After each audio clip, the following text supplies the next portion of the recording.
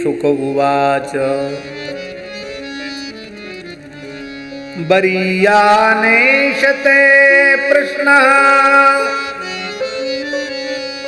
कृतो लोकहितं नृप आत्मवित्सम्मतः पुंसाम् श्रोतव्यादिषु यः परः।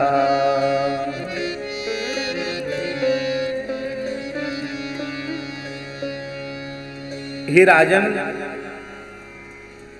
ये तुम्हारा प्रश्न वरीयान है। वरीयान माने बहुत श्रेष्ठ है। हे राजन, तुम्हारा यह प्रश्न वरीयान माने बहुत श्रेष्ठ है और इस प्रश्न में सारे संसार के प्राणियों का हित समाया हुआ है। इसका तात्पर्य है, ऐसा प्रश्न ही पूछना चाहिए संतों के चरणों में बैठकर जिससे सारे जगत का कल्याण होता हो। ऊट पटांग बातें नहीं पूछनी चाहिए। यहां लोक हितम का अर्थ है सारे संसार का हित इस प्रश्न के उत्तर में समाया हुआ है। इसका आशय है आपके हित में, आपके परम कल्याण में कोई संदेह नहीं है। आप तो इन संसार के विमुख प्राणियों का प्रतिनिधित्व करते हुए यह पवित्र प्रश्न पूछ रहे हैं कि मरने वाले को क्या करना चाहिए।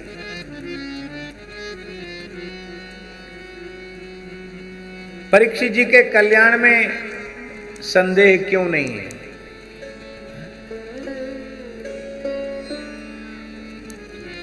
लोकहितम, आपके अपने हित की कोई चिंता की बात नहीं है। आपका तो परम कल्याण है। कैसे परम कल्याण है, इस बात को समझने का प्रयत्न करें। पहली बात, परीक्षित जी का जन्म भक्त पांडवों के वंश में हुआ है।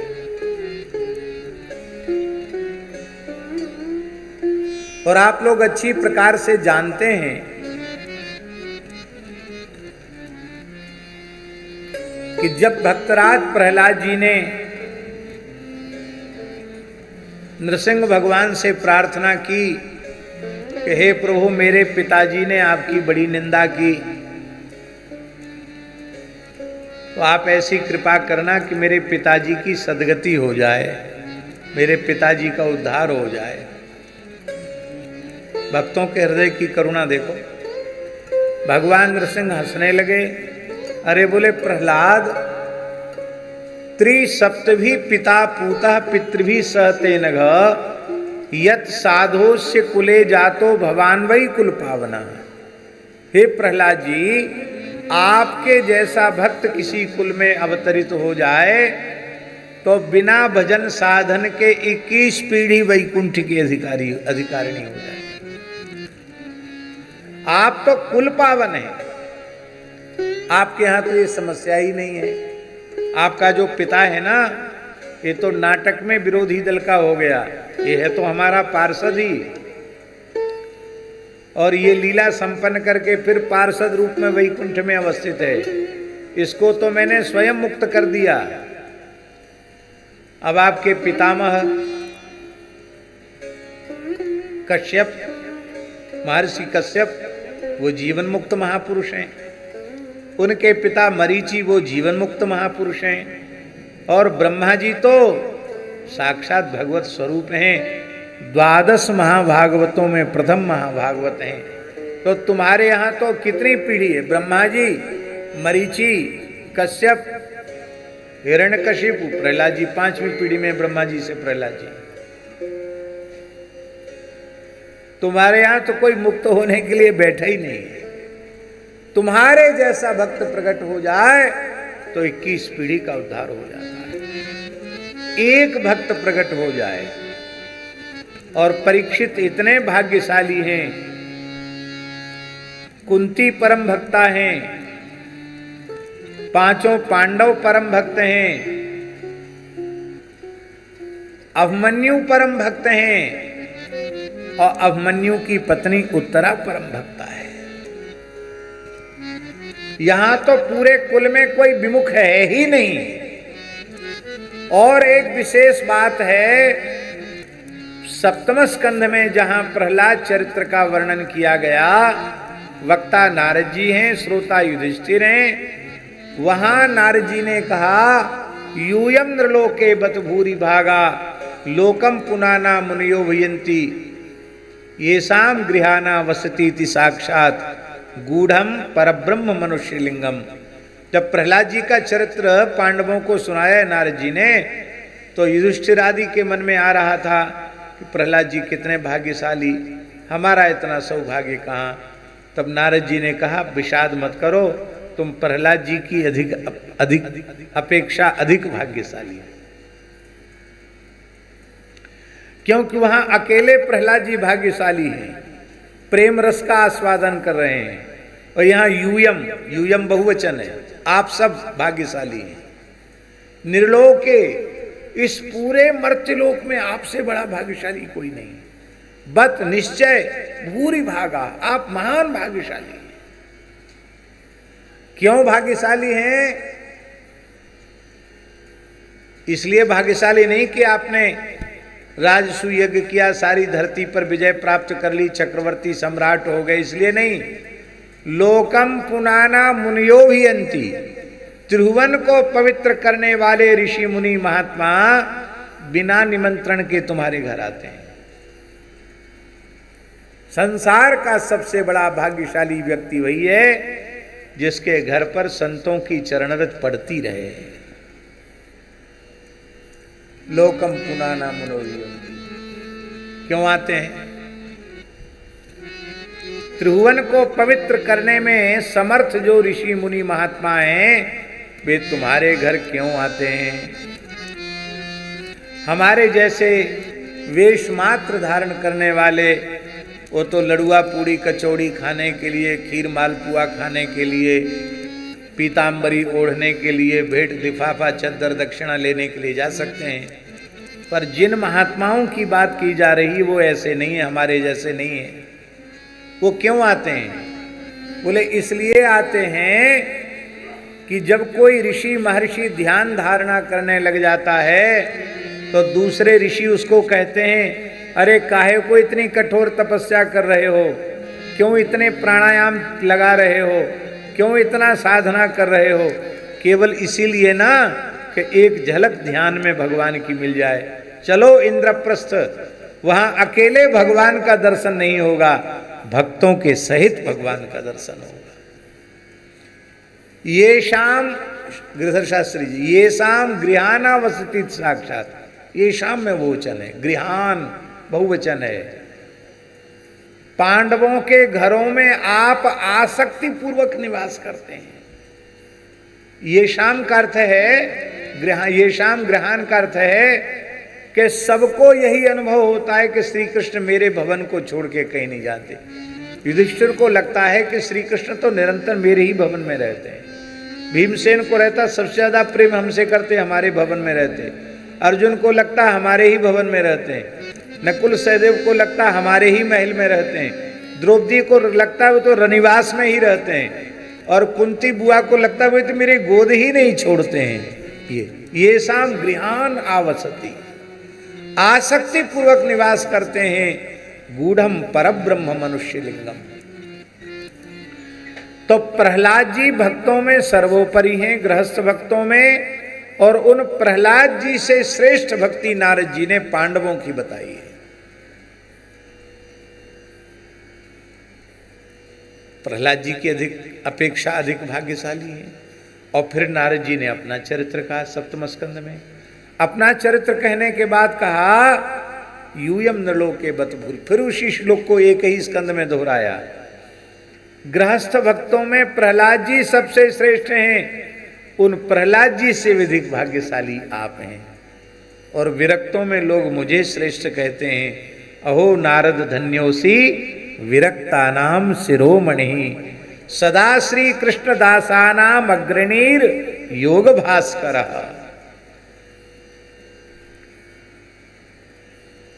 तो हे पांडवों, तुम्हारी भक्ति की बराबरी तो हम विरक्त महात्मा भी नहीं कर सकते। बताओ किस महात्मा के भगवान दूत बने, कि नौकर बने, कि रथ हाँकने वाले बने, क्या नहीं बन गए। कुछ किंग करो वह, नौकर तक बन गए, सेवक तक बन गए। तो ऐसे भक्त कुल में जिनका जन्म हुआ हो, उनके अकल्याण की संभावना हो सकती है क्या? उनका तो परम कल्याण है।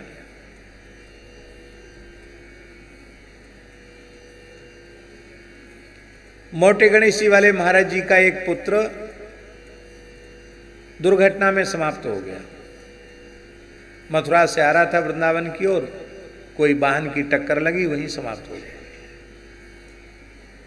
महाराज तो आत्मस्थिति में थे, उनको तो कोई प्रभाव नहीं था, पर माता जी बहुत रोती थी। एक दिन महाराज ने कहा, क्यों रोती हो इतना? बोले, क्या करें, आप तो महात्मा हो, आपके ऊपर तो संसार की किसी घटना का प्रभाव नहीं पड़ता। मैं माँ हूँ, बालक के पता नहीं दुर्घटना में मरा है, क्या होगा। तो महाराज जी ने कहा, सहज ही कहा, मोटे गणेश जी बोले, दादा ये ब्राह्मणी बहुत रोती है, इसका समाधान कर दे। कन्हैया को दादा कहते थे, दादा इसका समाधान कर दो। इतना कहते ही साक्षात श्री कृष्ण प्रकट हो गया और उनके पुत्र के कंधे पर गलवैयां दिए हुए थे। और पुत्र ने कहा, मेरा भजन साधन तो नहीं था, पर आपके भजन की महिमा से मैं भगवान की सखा मंडली में सम्मिलित हो गया हूँ। अब मेरे लिए रोना नहीं, और रोना माता जी का सदा के लिए बंद हो गया। ये वृंदावन की घटना है। भक्ति की बड़ी भारी महिमा है। कितनी महिमा है। पद्म पुराण में लिखा है, आस्फोटयन्ति पितराः नृत्यन्ति च मुहुर्मुहुः मत्कुले वैष्णवो जातः सनस्त्राता भविष्यति। किसी कुल में जब भगवान का भक्त जन्म लेता है, वैष्णव जन्म लेता है, तो पितृगण ताली बजा बजा के नाचने लग जाते हैं। मेरे कुल में वैष्णव प्रकट हो गया, यह वैष्णव अपने भजन के प्रभाव से मेरी रक्षा कर लेगा। एक महात्मा मोटे गणेश जी वाले महाराज जी की प्रेरणा से नाम जपने लगे, तो अच्छी अवस्था उन्होंने प्राप्त की। आज भी वे उसी तीव्रता से नाम जपने लगे हुए, बहुत अच्छे संत हैं। तो राम जी वो जब नाम जपते जपते तन्मय हो जाते, तो उनके कानों में आवाज सुनाई पड़ती, जय हो जय हो जय हो। अब हम तो अकेले बोल रहे हैं, ऐसे लगता मानो हजारों लोग जय हो कर रहे हो। तो आंख खोल के देखे तो कोई नहीं, वो आवाज आए, जय हो जय हो जय हो। उन्होंने पूज्य मोटे गणेश वाले महाराज जी से पूछा, महाराज जी ऐसे ऐसे होता है। महाराज जी एक क्षण ध्यानस्थ हुए, बड़े स्नेह से सिर पे हाथ रखा, नाम लेकर संत का कहा, अमुकदास ये तुम्हारे इस जन्म के नहीं, पिछले शरीरों के जो पूर्वज हैं, वो सब तुम्हारी ईमानदारी से, निष्काम भाव से जो तुम नाम जप कर रहे हो, उसकी महिमा से अपनी अपनी योनियों से मुक्त होकर भगवान के धाम को जा रहे हैं। वे जय जयकार करते हुए जा रहे हैं, और जब सब मुक्त हो जाएंगे तो ध्वनि आना बंद हो जाएगी। इतने समय तक आई, फिर बंद होगी ध्वनि अपने आप। वृंदावन की घटना है। इसलिए कुलम पवित्रम जननी कृतार्था वसुंधरा पुण्यवती च तेन स्वर्गे स्थिता ये पितरोऽपि धन्याः येषां कुले वैष्णव नाम धेयम्। जिस कुल में भगवान का भक्त प्रकट हो जाता है, वह कुल पवित्र हो जाता है। जननी कृतार्था, उसको जन्म देने वाली माता कृतार्थ हो जाती है।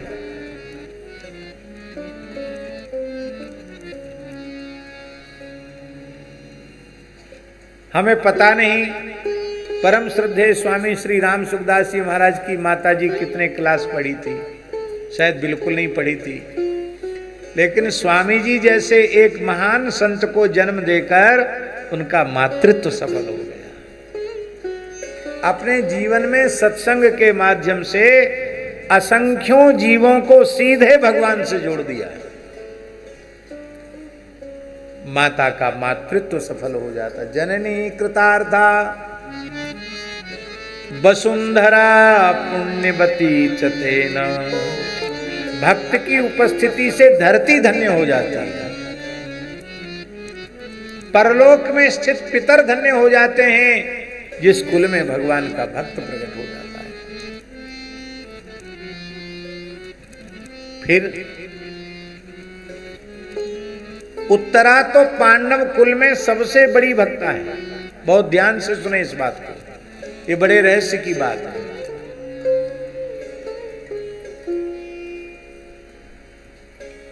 पांडवों की भक्ति बहुत श्रेष्ठ है।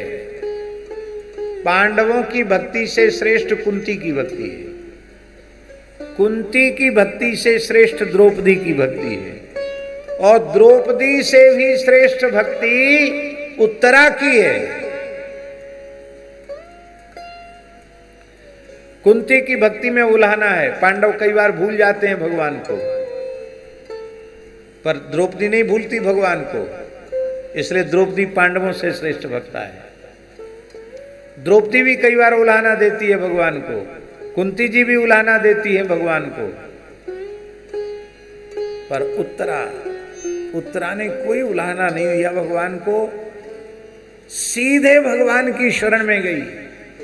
द्रौपदी पर संकट आया तो द्रौपदी ने पहले तमाम लोगों की ओर देखा कि द्रोणाचार्य बचा लेंगे, भीष्म जी बचा लेंगे, कृपाचार्य जी के आगे तो कृपा ही लगी भई है, वो जरूर बचा लेंगे, हमारी रक्षा कर लेंगे, और मेरे पति क्या कमजोर हैं, वो रक्षा कर लेंगे। लेकिन सब ओर से द्रौपदी को निराश होना पड़ा। तब पुनः कृपाचार्य की ओर देखा तो श्री कृपाचार्य जी ने एक उंगली दिखाई, तू अनेकों की ओर देख रही है, एक श्री कृष्ण को पुकार, तेरा काम बन जाएगा। और द्रौपदी ने जैसे ही श्री कृष्ण को पुकारा, भगवान ने वस्त्रावतार ग्रहण करके द्रौपदी के शील की रक्षा की। पर उत्तरा ने किसी की ओर नहीं देखा।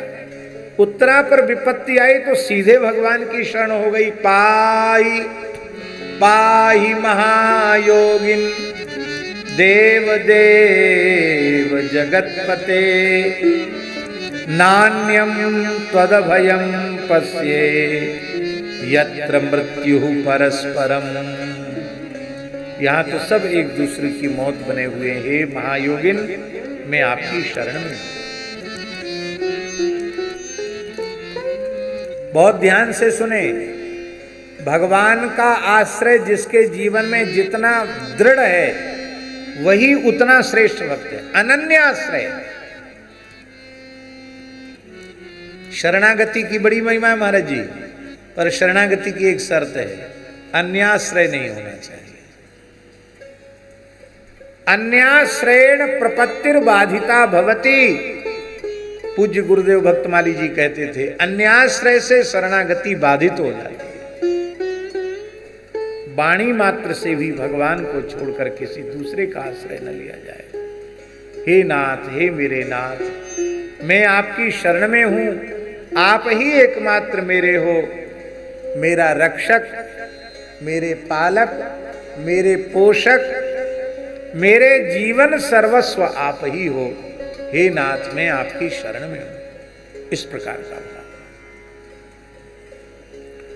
इसलिए परीक्षित के कल्याण में संदेह नहीं, पहला कारण। दूसरा कारण,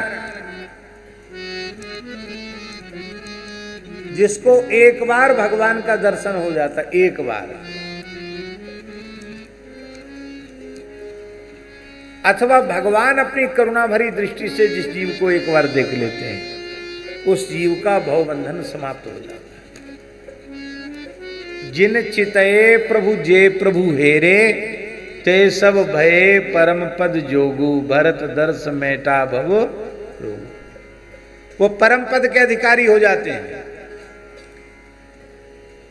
सबसे भाग्यशाली भक्त ध्रुव जी हैं, जिन्हें 5 वर्ष की आयु में 6 महीने की अल्प अवधि में भगवान के प्रत्यक्ष दर्शन का सौभाग्य प्राप्त हुआ।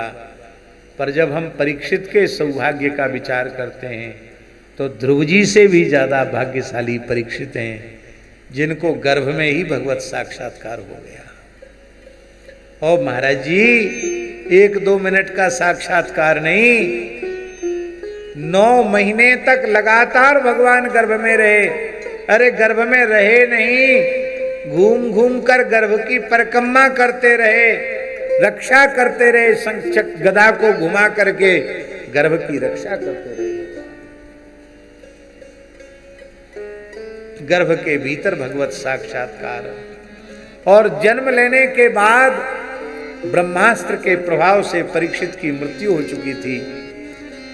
जन्म लेते ही मृत्यु को प्राप्त हो चुके थे। उत्तरा ने करुण क्रंदन आरंभ किया, श्री कृष्ण को पुकारा और भगवान सूतिकागार में प्रकट हो गए। भगवान ने परीक्षित को अपनी गोद में लिया और अपनी करुणा भरी दृष्टि से, प्रेम भरी दृष्टि से देखा और कहा कि यदि अर्जुन में मेरी निष्कपट प्रीति हो तो ये बालक जीवित हो जाए। अर्जुन में निष्कपट प्रीति का मतलब है अर्जुन उपलक्षण है, भक्त। भक्तों में मेरी निश्चल निष्कपट प्रीति हो तो ये बालक जीवित हो जाए। भक्तों की प्रीति को दांव पर लगाया और परीक्षित की चेतना आ गई। परीक्षित ने अपने नेत्र खोलकर संसार को नहीं देखा, श्री कृष्ण को देखा। कितने भाग्यशाली है परीक्षित। तो परीक्षित के कल्याण में संदेह है क्या? दूसरा कारण। तीसरा कारण है गंगा जी। कोई साधन न हो, केवल गंगा जी के तट पर पड़ जाए मरने का संकल्प लेके, बस हमें पढ़ के यही मरना है, बस ये निश्चय करके गंगा जी के आश्रम में आ जाए, तो भी गंगा जी के आश्रय की महिमा से वो भगवान के धाम का अधिकारी हो जाता है। मरे पीछे कौन बैकुंठ में जाएगा, गोलोक साकेत जाएगा, कोई ठिकाना नहीं। पर हमारे शास्त्रों में लिखा है, तव तट निकटे यस्य निवासः खलु वैकुंठे तस्य ही वासः। हे गंगा जी, आपके तट पर जो निवास कर रहा है ना, वो तो मानो वैकुंठ में ही निवास कर रहा है। हमको जहाँ आसन लगाने की जगह मिली है, वहाँ इतना सुंदर गंगा जी का दर्शन है। एक तरफ करवट लो तो हमारे ठाकुर जी का दर्शन, दूसरी तरफ करवट लो तो गंगा जी का दर्शन, दोनों तरफ भगवान का दर्शन होता है। कितना अद्भुत है गंगा जी का आश्रय।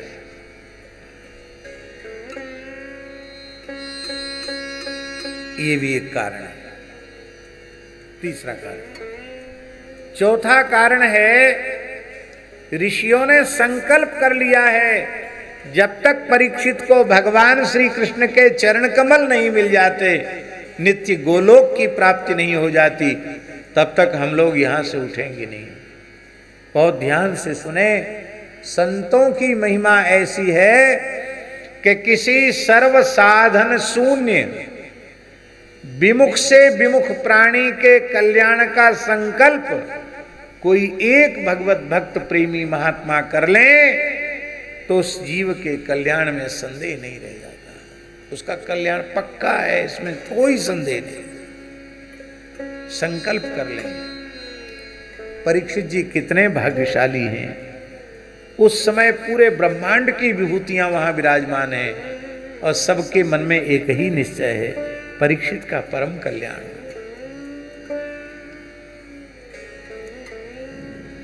और अंतिम सबसे महत्वपूर्ण कारण क्या है? पांचवा कारण, गंगा च देवी धृत चित्तमीशे। स्वयं परीक्षित कह रहे हैं मैंने गंगा जी का आश्रय ले रखा है। धृत चित्तमीशे, धृत चित्तमीशे, हमने अपने चित्त में श्री कृष्ण को धारण कर रखा है। अब देखो ये सबसे महत्वपूर्ण कारण है। जिसके चित्त में श्री कृष्ण है उसका अकल्याण संभव है क्या? वो उत्तरायण में चला जाए, दक्षिणायन में चला जाए, दिन में चला जाए, रात में चला जाए, कोई अंतर नहीं पड़ता उसके लिए। जिसके चित्त में श्री कृष्ण बसे हुए हैं वो तो जीवन मुक्त है। उसको मरने के बाद मुक्त होने की जरूरत नहीं, वो जीते जी मुक्त है। गंगा च देवी धृत चित्तमीशे। गोपी कहते किसको हैं झाजी? जिसके चित्त पर श्री कृष्ण चढ़े हो। भागवत जी में लिखा है धन्या ब्रजस्त्रिय उरुकुर्म चित्तयाना। धन्य है ब्रज गोपियां जिनके चित्त पर सदा सर्वदा भगवान चढ़े रहते हैं। इसका तात्पर्य क्या हुआ?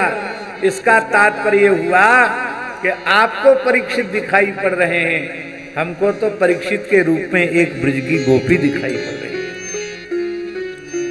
जिनके चित्त पर निरंतर श्री कृष्ण चढ़े हुए हैं।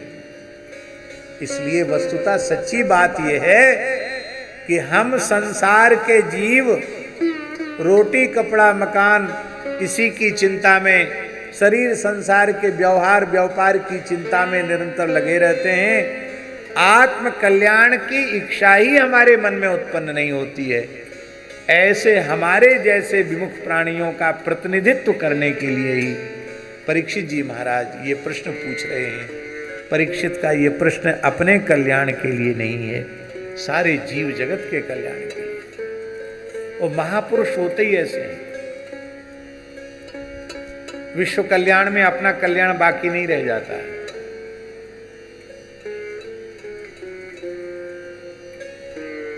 एक प्रेमी आए, हमारे पूज्य गुरुदेव भक्तमाली जी से प्रार्थना करने लगे, महाराज हमारा आशीर्वाद दीजिए, हमारा कल्याण हो जाए।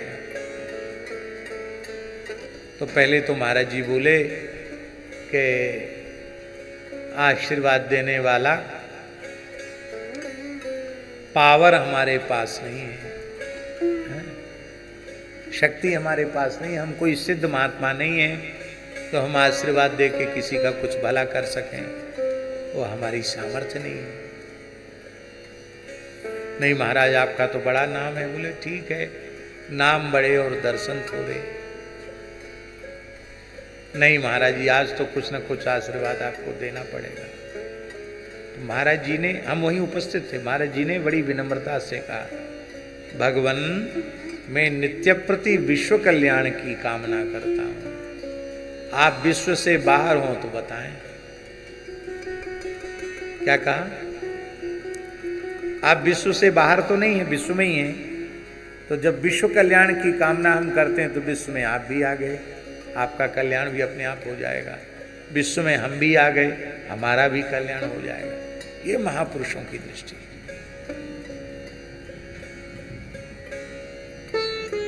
विश्व कल्याण की कामना संतों के हृदय में होती है। तो विश्व कल्याण की कामना से परीक्षित तुमने ये प्रश्न पूछा है। आत्मवेत्ता ब्रह्मवेत्ता पुरुष इस प्रकार के प्रश्नों का बड़ा आदर करते हैं। हे राजन,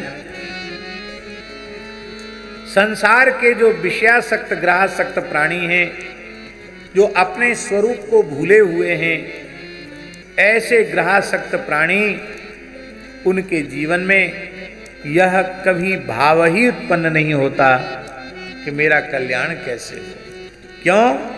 ये प्रश्न उनके भीतर क्यों उत्पन्न नहीं होता? बोले इसलिए उत्पन्न नहीं होता कि निद्रया ह्रियते नक्तम व्यवायेन च वावयः दिवाचार्थे हया राजन कुटुंब भरणे नवा। सारी रात सोने में व्यतीत हो जाती है, रात्रि के समय को निद्रा देवी चुरा लेती है, अथवा विषय भोग में रात्रि व्यतीत हो जाती है। और जब दिन हुआ तो धन कमाने की इच्छा में, धन कमाने की चेष्टा में दिन का समय नष्ट हो जाता है।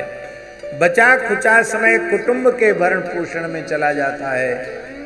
उन बेचारों के जीवन में ये जिज्ञासा ही कभी उत्पन्न नहीं होती कि मेरा कल्याण कैसे होगा। उनकी ऐसी दुर्दशा क्यों है, उस दुर्दशा का कारण बता रहे हैं सुखदेव जी। देहापत्य कलत्रादि स्वात्म सैन्ये स्वसत्स्वपि तेषां प्रमत्तो निधनं पश्यन्नपि न पश्यति। शरीर, संतान, पत्नी, घर, धन, ये जितनी भी वस्तुएं उसे मिली हुई हैं, ये सबके सब नाशवान वस्तुएं, सब नष्ट हो जाने वाली हैं। पर इन नाशवान पदार्थों को पा करके वह अपनी मृत्यु को भूल जाता है।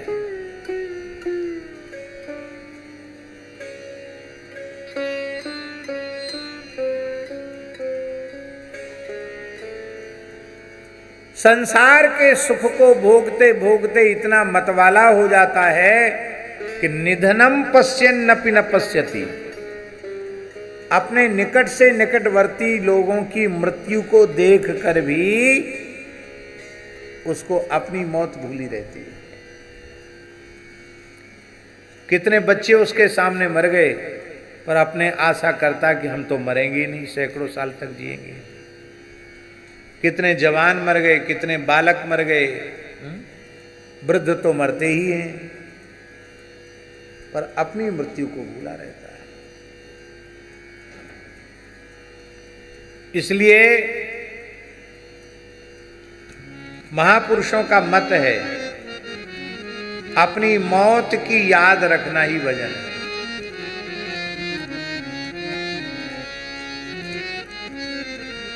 दो बातन को भूल मत, जो चाहे कल्याण। नारायण एक मौत को दूजे श्री भगवान। मृत्यु का भय जब तक नहीं रहेगा तब तक भजन नहीं बनेगा।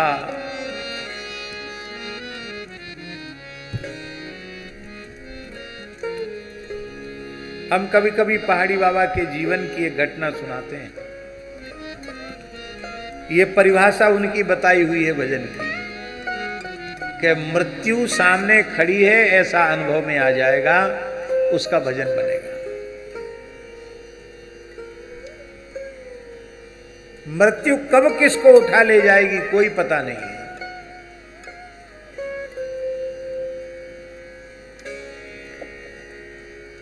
महाराज जी अपने जीवन की घटना सुनाते हैं। ये घटना होगी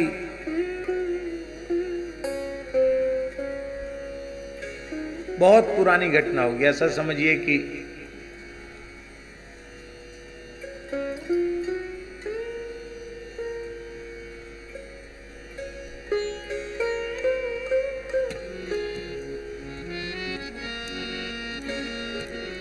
उन्नीस 1910 या 15 की घटना हो,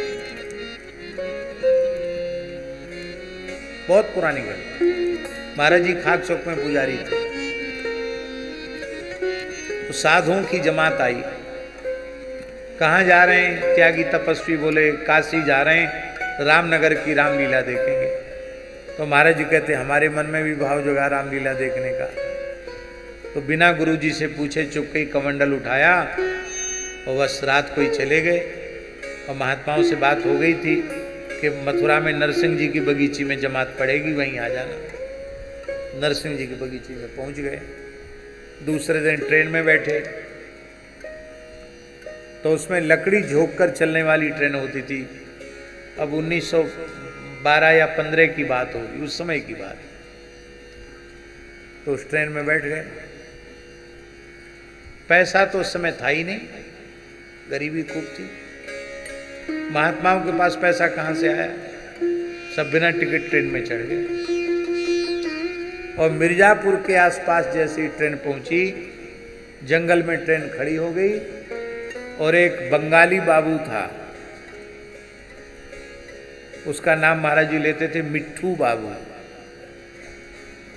रेलवे का बड़ा अधिकारी था वो, अंग्रेजी समर शासन में, और साधुओं का पक्का दुश्मन था, कट्टर दुश्मन। उसको साधु को देख के आग लग जाती थी, ऐसा था।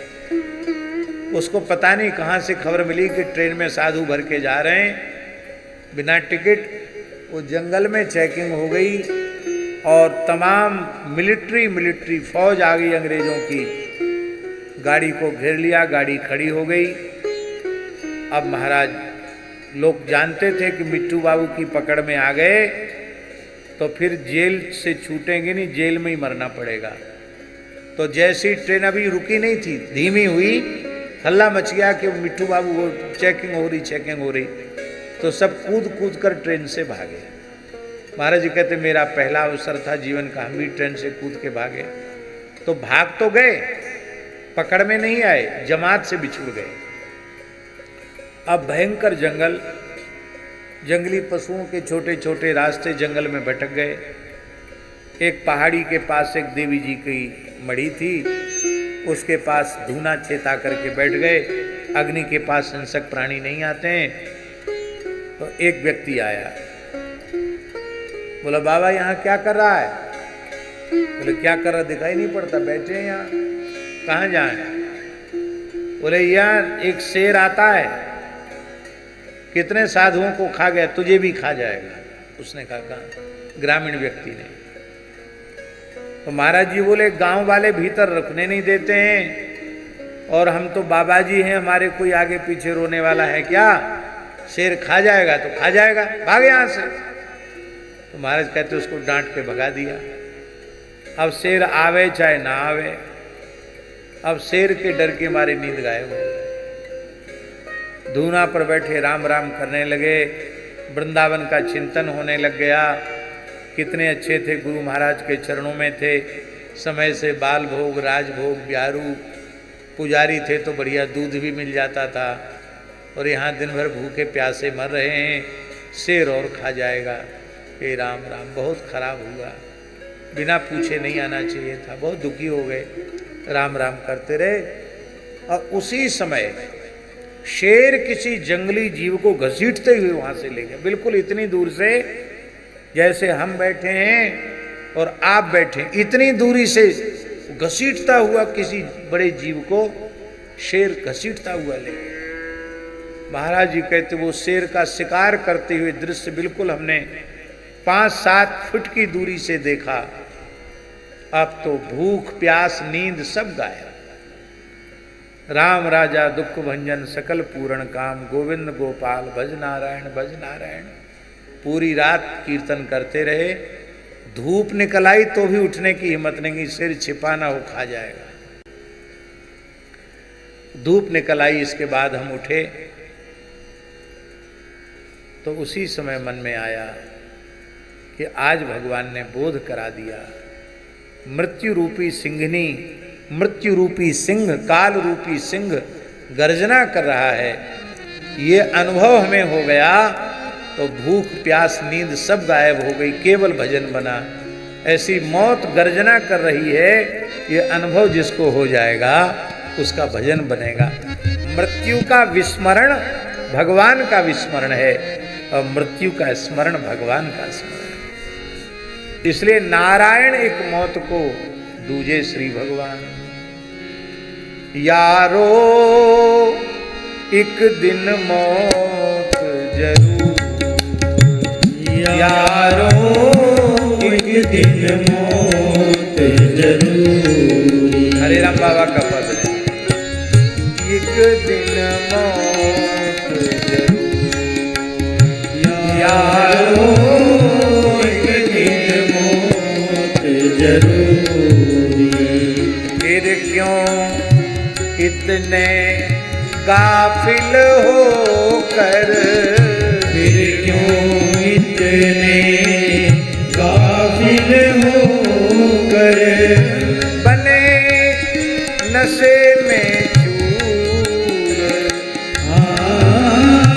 बने नशे में चूर।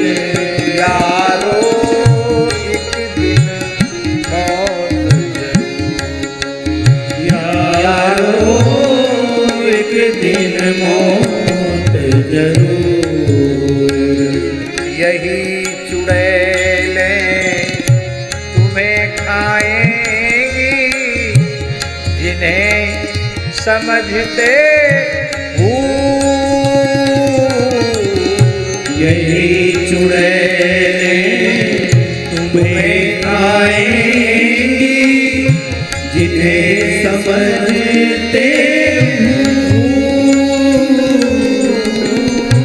माया मोह जाल की फांसी, माया मोह जाल की फांसी। इनसे भागो दूर, इनसे भागो दूर। यारो एक दिन मौत जरूर, यारो एक दिन मौत जरूर।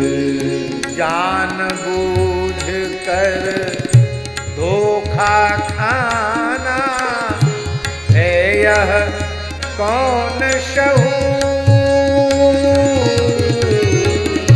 जान बूझ कर धोखा खाना है यह कौन शऊर। आम कहाँ से आओगे, आम कहाँ से खाओगे जब बोते गए बबूर, जब बोते गए बबूर। यारो एक दिन मौत जरूर, यारो एक दिन मौत जरूर। कोई बचने वाला नहीं है। राजा रंक सभी दुनिया के, राजा रंग सभी दुनिया के। छोटे बड़े मजूर, छोटे बड़े मजूर।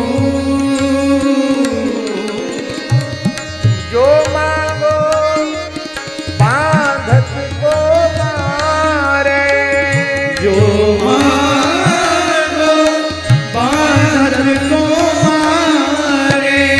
वही सूर भरपूर, वही सूर भरपूर। यारो एक दिन मौत जरूर, यारो एक दिन मौत जरूर। जो मांगो बांधत को मारे, इसका अर्थ है चाह के कारण ही हम बंधे हुए हैं। जिसने अपनी चाह को मिटा दिया है वही शूर कहलाने का अधिकारी है। केवल एक ही चाह, गोवर्धन वासी सांवरे तुम्हें नहीं जाए, बस एक ही चाह। दर्शन को नैना तपे, वचन सुनन को कान, मिलवे को हीरा तपे, जिए के जीवन प्राण। गोवर्धन वासी सांवरे तुम बिन रहे, भगवत दर्शन के अलावा कोई इच्छा चित्त में न रहे। झूठा झगड़ा, झूठा टंटा, झूठे सभी गुरु। झूठा झगड़ा, झूठा ठंडा, झूठे सभी गुरु। रामदास हरि प्रेम बिना, रामदास हरि प्रेम बिना, सब अंत धूर का धूर। सब अंत दूर का दूर। यारो एक दिन मौत जरूर। यारो एक दिन मौत जरूर। इसलिए तेषां प्रमत्तो निधनम पश्यन्नपि न पश्यति। इतना मत वाला हो जाता है कि इन सबके विनाश को देखकर भी अपने विनाश को भूला हुआ रहता है। इसलिए हे राजन, यदि ईमानदारी से मनुष्य अपना परम कल्याण चाहता है तो उसे सर्वात्म भाव से 3 ही साधन करने चाहिए। श्रोतव्यः, कीर्तितव्यश्च, स्मर्तव्यश्चेच्छता भयम्। पहला साधन भगवान और भगवान के प्राण प्यारे भक्तों के चरित्रों को अत्यंत श्रद्धा पूर्वक बारंबार सुनना चाहिए। दूसरा साधन कीर्तन करना चाहिए। तीसरा साधन स्मरण करना चाहिए। श्रवण, कीर्तन और स्मरण, ये 3 साधन हैं। चाहे जितने व्यस्त रहो संसार के व्यवहार में, पर 3 काम कभी नहीं छोड़ना। श्रवण नहीं छोड़ना, कीर्तन नहीं छोड़ना, और चलते फिरते उठते बैठते सोते खाते पीते जगते स्मरण नहीं छोड़ना।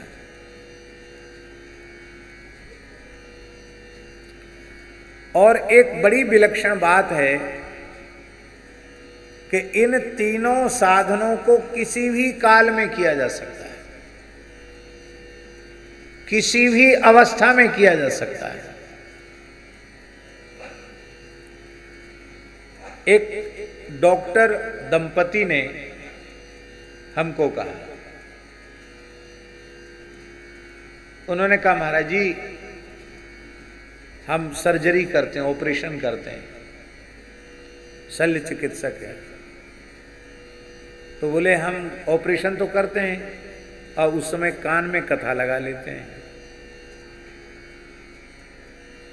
ऑपरेशन के पहले भगवान का स्मरण करके प्रार्थना करते, प्रभु बस आप ही सबके प्रेरक हैं, कर्ता कारयिता आप हैं, आप ठीक करवाना, बस हमसे कोई अनुचित कार्य न हो। भगवान से प्रार्थना करके और कान में कथा चलती रहती है और हमारा ऑपरेशन का ऑपरेशन हो जाता है। और इतना सुख मिलता है कथा सुनने में कि हम कह नहीं सकते। ले साहब, ऑपरेशन करते हुए कथा सुनी जा सकती, आप सोचो। मार्ग में आने जाने में हम लोगों का कितना समय नष्ट होता है। ट्रेन की यात्रा, बस की यात्रा, वाहन की यात्रा, और जब खाली होते हैं तो या तो मोबाइल चलाएंगे या राजनीति की चर्चा करेंगे या परनिंदा पर चर्चा करेंगे, और वो 5-7 घंटे का समय एकदम बर्बाद कर देते हैं, नष्ट कर देते हैं। अरे कुछ मत करो, तान दुपट्टा सो जाओ। भजन नहीं बनता है तो मत करो भजन, सो जाओ, कम से कम शरीर को तो विश्राम मिलेगा। कुछ नहीं करना, समय को नष्ट करना। समय बहुत मूल्यवान है, एक एक क्षण का उत्तम से उत्तम उपयोग करने का प्रयास हम लोगों को करना चाहिए। इस अंश में हम विज्ञान को बहुत धन्यवाद देते हैं कि आज विज्ञान के साधनों का उत्तम उपयोग करते हुए आप निरंतर श्रवण कीर्तन स्मरण कर सकते हैं।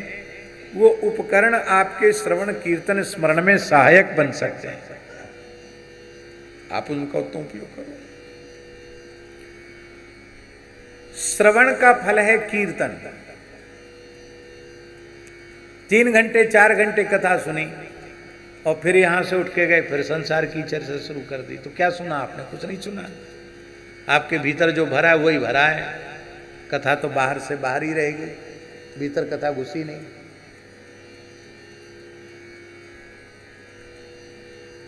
यहां 3 साधन है महाराज जी, श्रवण कीर्तन और स्मरण।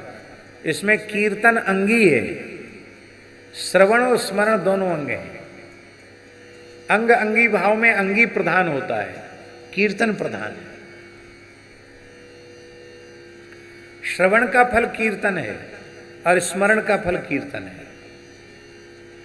श्रवणकर्ता जब श्रवण करता है तो श्रवणकर्ता को श्रवण का लाभ मिलता है।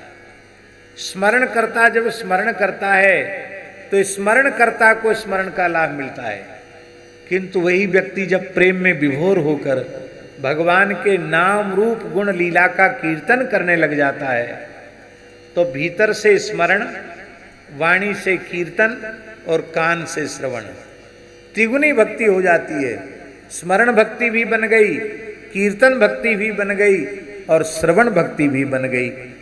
और इतना ही नहीं, जब भगवान का भक्त प्रेम विभोर होकर कीर्तन करता है तो उस समय असंख्यों सूक्ष्म जीव जो हमें अपनी आंखों से दिखाई नहीं पड़ते, वो भगवान के नाम की ध्वनि जहां तक व्याप्त होती है, वहां तक के असंख्यों जीव जो क्षण क्षण में पैदा होकर मरने वाले हैं, उनके तक भी भगवान नाम की गूंज पहुंच जाती है और उन असंख्य जीवों का कल्याण हो जाता है। नाम की बहुत बड़ी महिमा है। कीर्तन में नाम कीर्तन, नाम कीर्तन क्या है? कोई भी कीर्तन कर लो, श्री राम जय राम जय जय राम, श्री राम जय राम जय जय राम, श्री राम जय राम जय जय राम, श्री राम जय राम जय जय राम, श्री राम जय राम जय जय राम, श्री राम जय राम जय जय राम, श्री राम जय राम जय जय राम, श्री राम जय राम जय जय राम, श्री राम जय राम जय जय राम, श्री राम जय राम जय जय राम, सिय प्रिय प्यारी अवध बिहारी, सिय प्रिय प्यारी अवध बिहारी, जय जय श्री अग्रदास दुलारी, जय जय श्री अग्रदास दुलारी, श्री राम जय राम जय जय राम, श्री राम जय राम जय जय राम, श्री राम जय राम जय जय राम, श्री राम जय राम जय जय राम। नाम कीर्तन। श्री राम जय राम जय, हरे राम हरे कृष्ण करो, गोविंद जय जय गोपाल जय जय करो, नारायण नारायण करो। जो जिस नाम में रुचि हो वही नाम का कीर्तन करो। नाम कीर्तन। रूप कीर्तन, जिसमें भगवान की छवि का वर्णन है, रूप कीर्तन है। दोहराएंगे तो समय लगेगा, इसलिए सीधे सीधे बोल देते। रूप कीर्तन ठाकुर जी किशोरी जी के रूप का कीर्तन कर रहे हैं।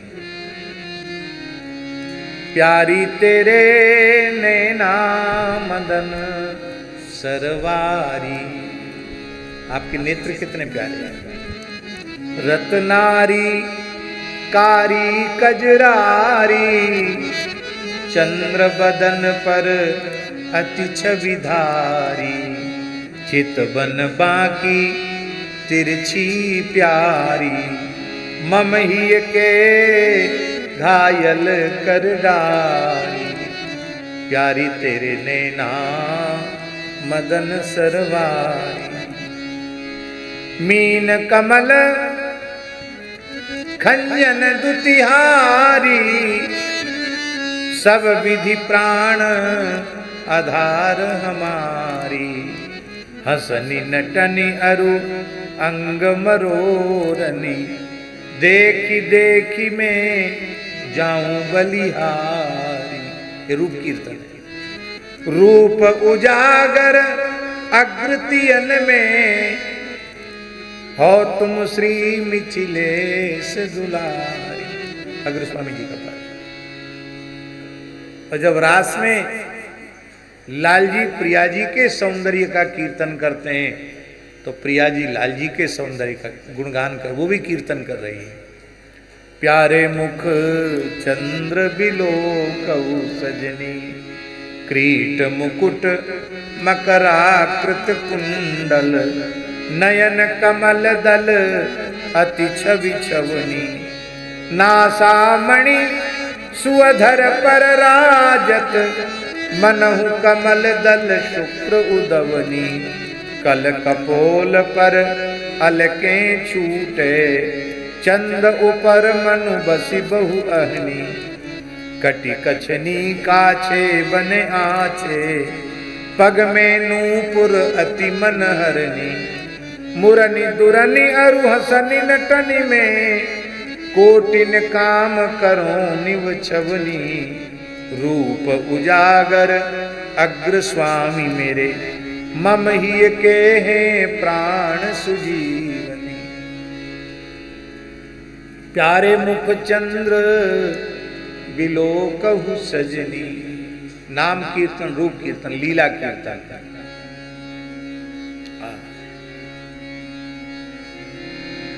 इस समय तो गोचारण का समय, एक गोचारण करता हूं। हाँ, लीला कीर्तन।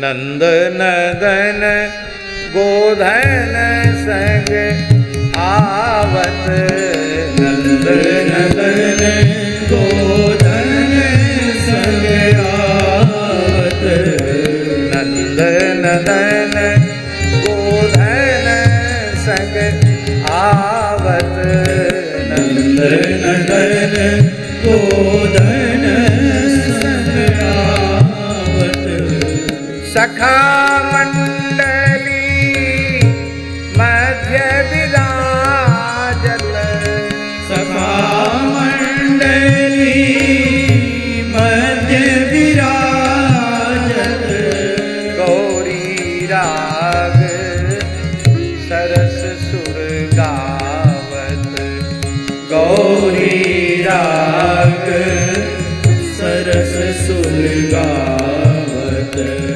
नंद नदन गोधन संग आवत, नंद नदन गोधन संग आवत, मोर चंद्रिका मुकुट बन्यो सिर, मोर चंद्रिका मुकुट बन्यो सिर, मंद अधर धरी मुरली बजावत, मंद अधर धरी मुरली बजावत, गृह गृह प्रति युवती भई ठाड़ी, गृह गृह प्रति युवती भई ठाड़ी,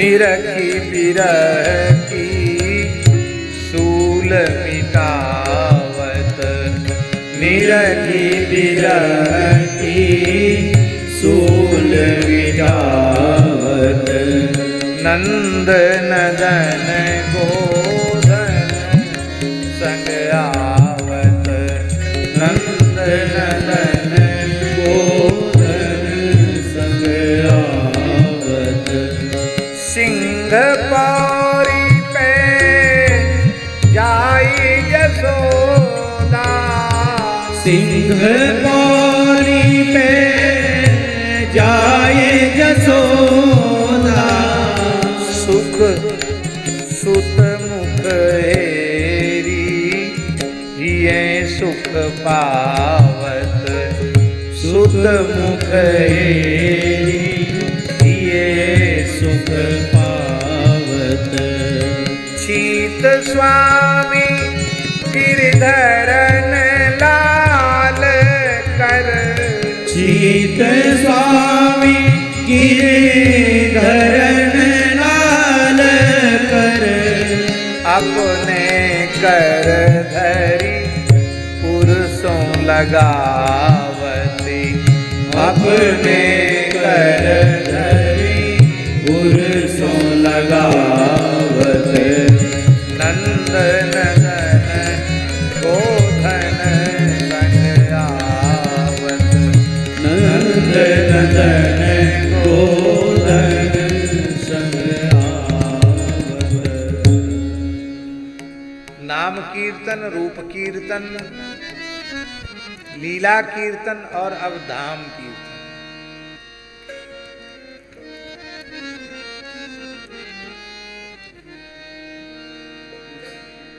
क्या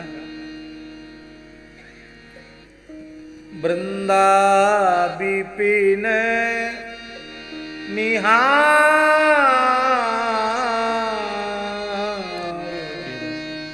वृंदा विपिन निहार अरे मन वृंदा विपिन निहार वृंदा विपिन हरे मन वृंदा विपिन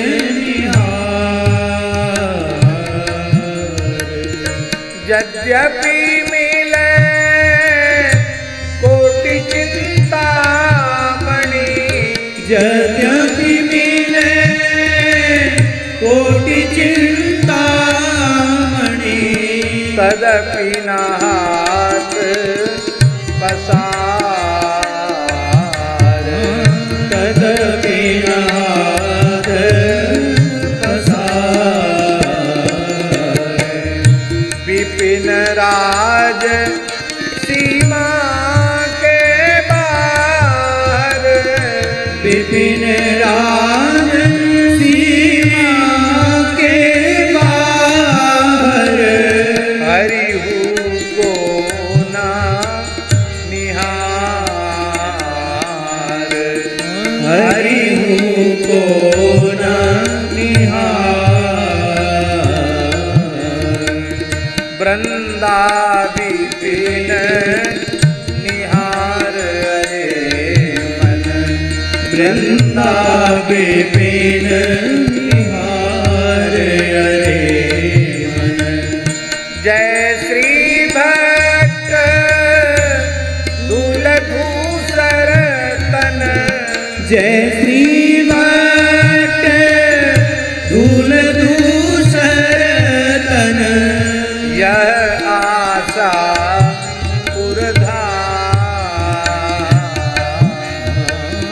यह आशा उर्धार मन वृंदा विपिन निहार हरे मन वृंदा विपिन निहार जैसे महाराज जी भगवान के नाम रूप गुण लीला और धाम का कीर्तन होता है, ऐसे ही भक्तों के नाम रूप गुण लीला धाम का कीर्तन भी होता है। और उस व्याख्यान की ओर हम नहीं जाएंगे। सभी परंपराओं में आचार्य भक्त भगवंत सबके नाम के कीर्तन की महिमा है। ये कीर्तन स्मरण कीर्तन, श्रवण कीर्तन और स्मरण, ये 3 साधन बताए। और कहा कि देखो चाहे सांख्य का आश्रय ले अर्थात ज्ञान मार्ग का आश्रय ले, अथवा भक्ति मार्ग का आश्रय ले, अथवा धर्म की निष्ठा से अपने जीवन को ऐसा बना ले कि अंतिम क्षण में भगवान के पवित्र नाम की याद आ जाए। जन्म लाभ परः पुंसाम अंते नारायण स्मृति, अंत में भगवान की याद आने लग जाए। देखो अंत में याद किसकी आएगी? जो प्रिय होगा उसकी याद आएगी। यदि शरीर संसार प्रिय होगा, नाती पोता बेटा बेटी प्रिय होंगे तो मरते समय उनकी याद आएगी। धन प्रिय होगा तो धन की याद आएगी। और भगवान प्यारे लगेंगे, भगवान अच्छे लगेंगे तो भगवान की याद आएगी। तो जीते जी ऐसी भगवत प्रियता प्राप्त कर लेनी चाहिए कि मृत्यु के क्षण में हमको भगवान की स्मृति हो जाए। और एक विशेष बात है, यदि मृत्यु के क्षण में हम भगवान का स्मरण नहीं कर पाए तो भी हमारा घाटा नहीं है, यदि हमने जीवन भर नाम स्मरण किया है तो भगवान ही हमारे नाम का स्मरण करके अपने धाम को ले जाए। हम भूल गए पर वो तो नहीं भूले हैं ना कि ये मेरा है। इसलिए नामाश्रयी सदा कल्याण को प्राप्त करता है। पुराण में यहां तक आया है, नाम युक्तान नरान दृष्ट्वा स्निग्धो भवति यो नरः। नाम जप में, नाम कीर्तन में जो लगे हुए हैं उनको देखकर जो प्रसन्न हो जाता है, सयाति परमम स्थानम, भगवान के नित्य धाम को प्राप्त करता है। और विष्णुना सह मोदते, भगवान के साथ आनंद का अनुभव करता है। और ये 3 साधन बताए और 3 के बाद फिर एक बताया, एतन निर्विद्यमानानाम इच्छताम अकुतो भयम योगिनाम नृप निर्णीतम हरेर्नामानुकीर्तनम। हे राजन, सभी ऋषि महर्षियों ने जीव के परम कल्याण का एकमात्र साधन सुनिश्चित किया है, हरेर नामानुकीर्तनम, भगवान के नाम रूप गुण लीला का कीर्तन, यही जीवों के कल्याण का सबसे श्रेष्ठ साधन है। भगवान